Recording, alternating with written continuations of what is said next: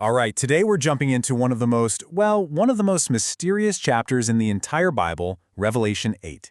And we're going to zero in on this one huge moment, the opening of the seventh seal. And let me tell you, what it unleashes is probably not what you're expecting.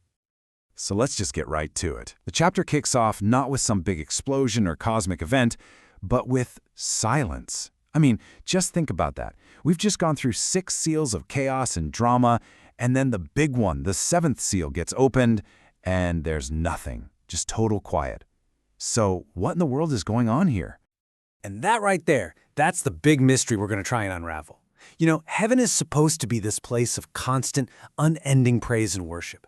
So what could possibly happen that's so huge, so awe-inspiring that it just stops everything, shuts down every song, silences every angel? To figure that out, we've got to dig into the symbols. Okay, so to really get a handle on this half hour of silence, we can't just read it like a history book. That's not how Revelation works, right? It's all about symbols. It's a language of powerful images and deep hidden meanings. So first up, the silence. Now, in this view, it's not just emptiness. It's not like God hit the pause button. It's more like, the deep breath a diver takes before a huge plunge. It's this moment of incredible patience and wait, a deliberate quiet that shows just how serious the next step is. And it's also a nod to the suffering of people on earth. And then you've got the word half. Now, this isn't just about math. Symbolically, whenever you see half in the Bible, it often means division, a clean split. Think blessings and curses, or judgment and salvation. It's basically a heads up that a major separation is about to happen. And last, the word hour. In Revelation, an hour usually means a specific, appointed time for something big, either judgment or salvation.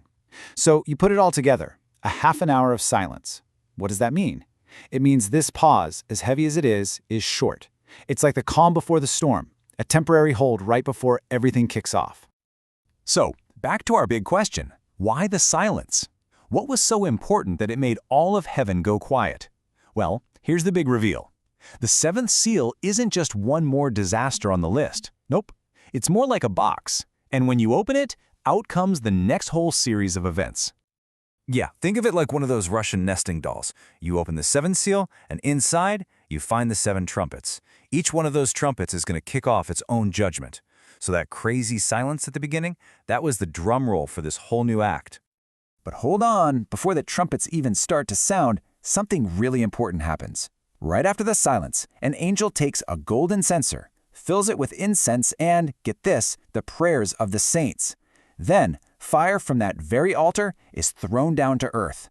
That's a huge signal. It's saying that the judgments that are about to be unleashed are a direct answer to those prayers. So, you might be wondering, where do these trumpets fit in the timeline? Well, according to this view, they don't just happen after the seals. It's more like we're rewinding the tape and watching the same period, the whole church age, from a different angle. The first 4 trumpets covered judgments happening all throughout this time. But the last 3, they're called the 3 great woes. And that's when things really ramp up and get intense as we head toward the end. All right, let's zoom in on those first 4 trumpets. As we go through them, I want you to keep your eyes peeled for a specific number, a fraction, that just keeps popping up over and over. It's the key to unlocking what's really going on. That's right, 1/3. You see it everywhere. 1/3 of the trees get burned. 1/3 of the sea turns to blood. 1/3 of the ships are destroyed. When you see a number repeated like that, it's a massive clue that we're not talking about literal percentages. This is symbolism. So what's the deal with 1/3? Well, this interpretation points us all the way back to the Old Testament, to the book of Zechariah. And in there, 1/3 refers to a remnant of God's people. And here's the key part. They aren't destroyed. They are brought through the fire to be refined. Now that changes everything, doesn't it? This isn't just about destruction. It's about purification.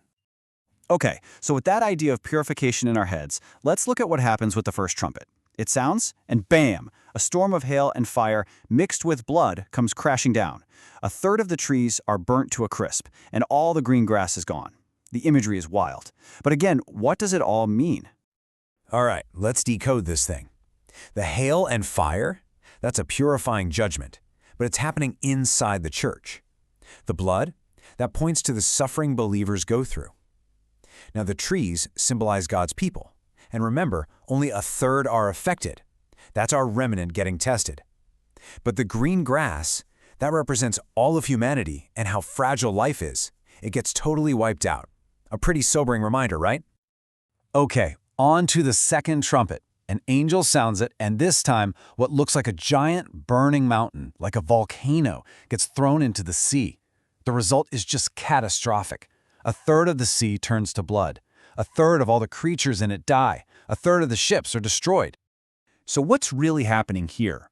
What's the spiritual picture? Well, that burning mountain is seen as Satan's kingdom, Babylon, being thrown down. And the sea? That often symbolizes hell or damnation. So this isn't about a literal mountain hitting the ocean. It's a picture of a massive spiritual battle.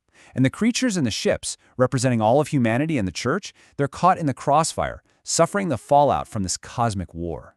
Now, after those first 4 trumpets, the whole vibe just changes. It gets darker. The judgments are about to get a whole lot worse. And just to make sure we're all paying attention, a messenger from heaven shows up with a terrifying announcement.